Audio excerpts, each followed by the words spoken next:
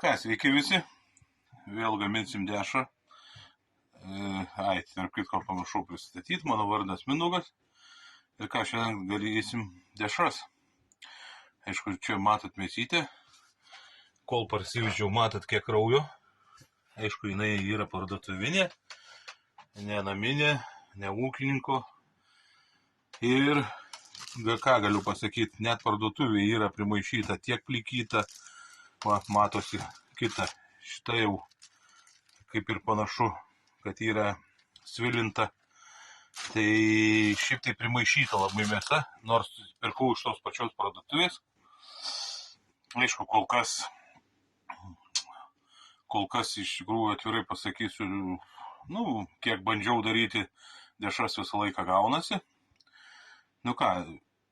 Kol kas reikia nužievinti visą, susipjaustyti ir sumalti. Kol kas tiek, padarysiu sekantį paskui video. Antras etapas. Mėsa supjaustyta, paruošta malimui.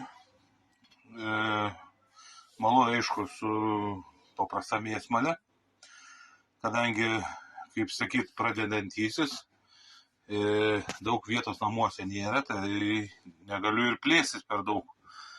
Aišku, gaminu kol kas tik savom reikmėms ir aplamai negalvoju kol kas.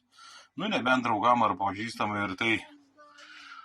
Manau, per tokį setuką tarybinių laikų palikimas mamos gausis stambaus malimo ir paskui, suprantat, kišiu į žarnas.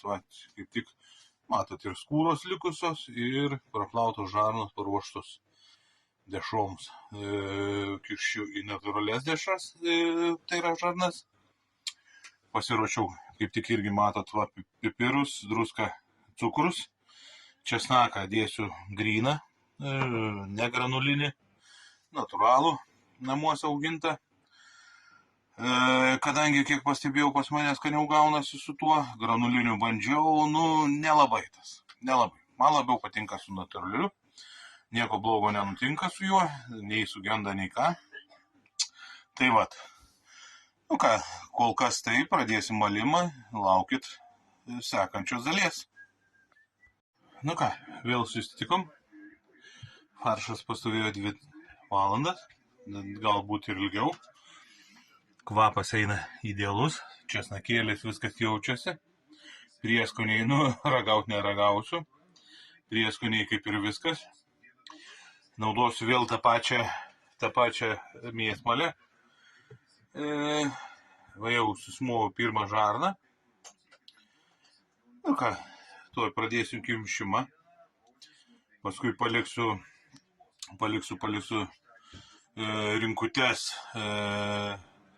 vytintis. Kaip vytintis, skaitysis, pakabinsiu džiūti, vadinamai taip. O rytoj į rūkyklą. Tai va. Vėl šiam kartui tiek. Padarysiu sekantį video trumpą. Jau kai bus sukimštos dešros. Iki pasimatymo.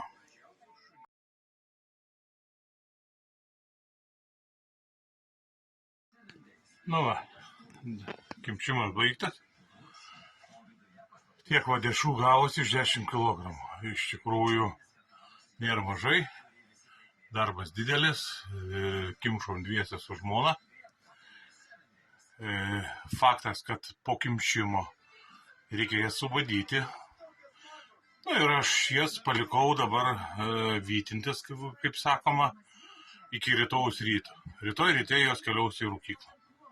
Tai va. Iš tikrųjų, aišku, į kamerą nekreipiu dėmesio, kamera pastatyta tik testuojama dabar. Ar jinai tikrai atlieka savo funkciją, nes jinai pirkta iš kinų. Tai va, tokie dalykai. Tai va, apie dešras grįžtam prie dešrų. Aišku, šį kartą žarnos papuolė, gal, sakykim, nelabai kokybiškos, nes arba pažeistos, nes dažnai trūko. Tikrai kimšau kaip visą laiką, bet, matot, pavyzdys, mažytė dešrytė. Kadangi nepavyko nepavyko taip, teko rišti mažytę.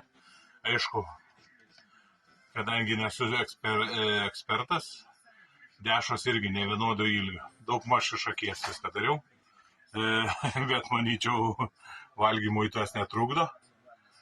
Tai va. Nu ką, šiam kartui tiek, laukit toliau. Rytoj bus rūkinima. Nu ką, laba diena. Atėjo dar vienas etapas, kaip ir minėjau, ryte rūkykla. Rūkinu tokioj savadarbį rūkykloj su dūmų generatoriu ir specialiom pjuvenom. Taip va, pradėjo rūkinimą. Pjuvenas perkuosi iš tikrųjų, atvirai pasakysiu, iš Lenkų. Šiam litrų buko pjuvenų kainuoja 18 eurų su parsiuntimu.